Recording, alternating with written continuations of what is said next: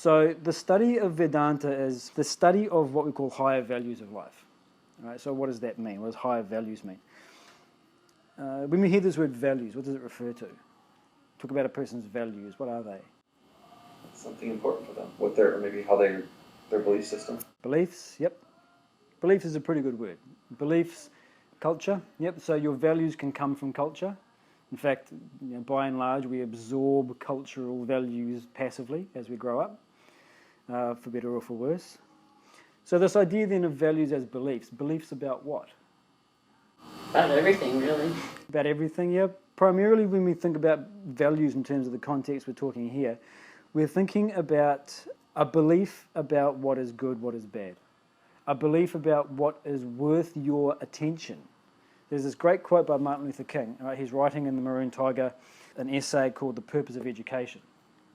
And he talks at the end, he summarizes, he says, education has a twofold purpose. One is to develop the power of concentration, and the other is to develop worthy objectives upon which to concentrate. So think of it this way. You've got money. You've got some money, and someone says to you, have I got a deal for you? If you invest just $100,000 with me, I guarantee that by the end of the year, that $100,000 will become $75,000. What would you say?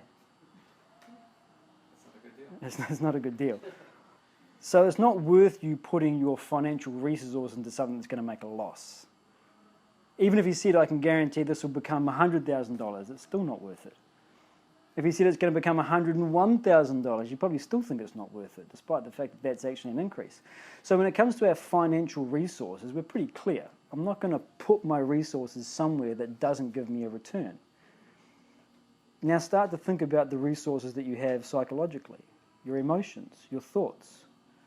Think about your physical resources. What will you spend your time engaged in? So this is what Martin Luther King is talking about. What are those endeavors that are worth my attention? So when we understand the things that we are placing our attention upon, where we're putting our effort in life, what we're watching, what we're doing, who we're interacting with, these will indicate the values that we have. So if, for example, I have a strong value for the physical body, what that means is then a lot of my thought, my emotions, and my activities will be associated with that. So I think a lot about what I eat. I think a lot about how I should exercise and nutrition. That's the value that I have. Now you take that person who has a strong value for the physical body and he's at the gym every day and he's eating right and so on and so forth, and he just looks good. And so of course, someone who looks like that is going to get a certain degree of attention. This is perhaps why he does it. Now imagine the same guy, he gets a lot of adulation for his physical prowess, but by and large people can't stand being around him because he's just mean, he's arrogant, he's rude. So what he might look around and start to see other people, couples, friends, and so on and so forth, engaged in human activities, human relationships. And he thinks, well, that looks so good. Why does no one want to spend their time with me? Why do I not have these meaningful relationships with other people? And someone politely and unselfishly tells him it's because you're this way. And so he says to himself, right, time for me to start to work on my inner personality, develop my ability to form harmonious relationships with others.